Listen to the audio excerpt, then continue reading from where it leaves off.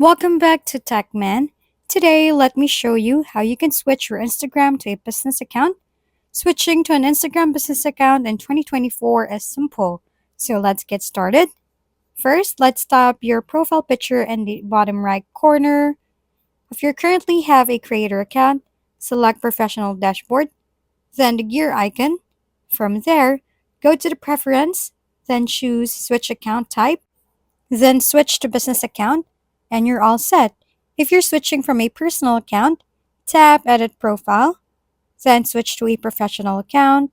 Keep tapping Continue as you go through the steps. Choose your business type, then tap Done. Make sure your business is selected, then tap Next. Follow the prompts, and that's it. Your account is now a business account, and you can start using it right away.